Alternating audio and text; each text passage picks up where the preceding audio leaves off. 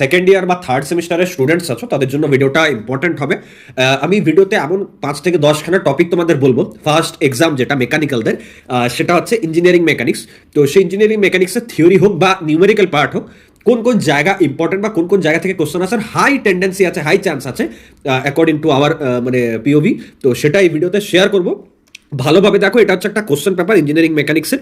এখানে জেনারেলি আমরা জানি যে ইঞ্জিনিয়ারিং মেকানিক্স বলো বা সম যে সাবজেক্টগুলো আছে, এগুলো হচ্ছে টু মাচ কনসেপচুয়াল। মানে যদি কনসেপ্ট না ক্লিয়ার থাকে বা নিউমেরিক্যাল সলভিং অ্যাবিলিটি যদি না থাকে, তাহলে এক্সাম পাস করা খুব খুব ডিফিকাল্ট। ঠিক আছে, এখানে দেখো বেশিরভাগ কোশ্চেনই কিন্তু তোমার নিউমেরিক্যাল টাইপই।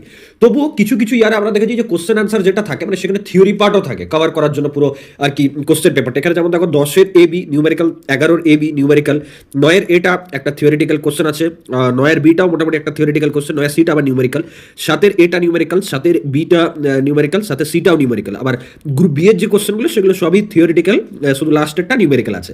তো এরকম টাইপের কোশ্চেন ফ্রেমিং হয়। যদি এটাকে আমি ইজি কোশ্চেন পেপারই বলবো। এর আগের পেপারগুলো যদি দেখো সেরকম যদি এই বছর পেপার ফ্রেমিং হয়, তাহলে কিন্তু পাস করা খুব ডিফিকাল্ট হবে যারা পড়াশোনা করেনি তাদের জন্য। তো সেই জন্যই কয়েকটা টপিক বা এক্সাক্ট কনসেপ্টের নাম আমি তোমাদের বলে দিচ্ছি, চাইলে নোট ডাউন করে নিতে পারো। এখানে ইঞ্জিনিয়ারিং মেকানিক্সের কিছু আমরা টপিকস বা এক্সাক্ট কনসেপ্ট যেটা এবারের জন্য most important, resultant of forces যে ক্যালকুলেশন থাকে সেটা ইম্পর্টেন্ট। প্রজেক্টাইল মোশন দেখে যাবে পরীক্ষার পয়েন্ট অফ ভিউ থেকে, ভীষণ ইম্পর্টেন্ট। ঠিক আছে, ফ্রিকশন অফ ইনক্লাইন্ড বা হরাইজন্টাল প্লেন্সের যে অঙ্কগুলো থাকে সেগুলো, বেন্ডিং স্ট্রেস বা বিম ডিজাইনের উপর অঙ্ক আসে প্রতি বছর। এটা ছাড়া সেন্ট্রয়েড দেখবে, আর মোমেন্ট অফ ইনার্শিয়া ইম্পর্টেন্ট। আর ভেক্টর অপারেশনসগুলো মানে ওই যে আই জে কে বা ডিফারেন্ট যে ভেক্টর ফর্ম থাকে তার উপর অঙ্কগুলো দেখে যেতে পারো। ওয়ার্ক এনার্জি প্রবলেমস মোটামুটি অতটা বেশি আসে না, বাট ঠিক আছে, পরীক্ষা থেকে মানে একটু রিভিশন যদি দিয়ে যাও তাহলে খুব একটা ক্ষতি হবে না।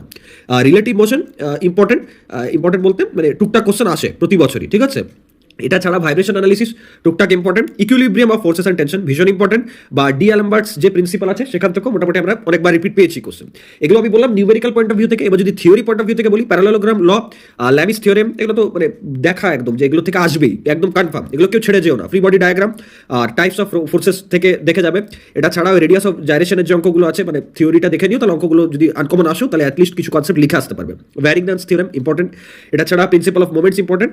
আর এখান থেকে যদি আর কিছু বলি তো মোটামুটি আর যা আছে সাব টপিক্সই আছে, সেরকম মানে মেন টপিক কিছু নেই যেখান থেকে দেখার। এখানে কিছু ইম্পর্টেন্ট ফর্মুলাস আছে। তো এটাই বলবো যে যাদের ইঞ্জিনিয়ারিং মেকানিক্স প্রিপারেশন হয়নি, মানে একদম আন্ডার কনফিডেন্ট হয়ে আছো, তারা এই কোর্সটার ভেতরে গিয়ে যা যা কোশ্চেন আনসার, এই যে এত এত কোশ্চেন আনসার দিয়ে রেখেছি প্রতিটা সাবজেক্টের, এগুলো কিন্তু দেখতে পারো। এখানে সাজেশনস অ্যাডেড আছে, আর যে কোশ্চেন আনসার আছে সেখান থেকে প্রতি বছর রিপিট আসে অ্যাকর্ডিং টু স্টুডেন্টস। তো তোমরাও যদি চাও তো এটা Sourav Chakraborty play store app আছে, সেখানে গিয়ে পর কোর্সে এনরোল হয়ে পড়াশোনা কিন্তু শুরু করো। মানে মেকানিক্যালের যারা স্টুডেন্টস আছো তাদের জন্য এটা ব্রহ্মাস্ত্র হবে, এটুকু আমি অ্যাসুরেন্স দিতে পারি। ওকে, দেখা হচ্ছে নেক্সট ভিডিওতে। এরকম অন্যান্য সাবজেক্টেরও যদি চাও কমেন্ট করে জানাতে পারো। Thank you.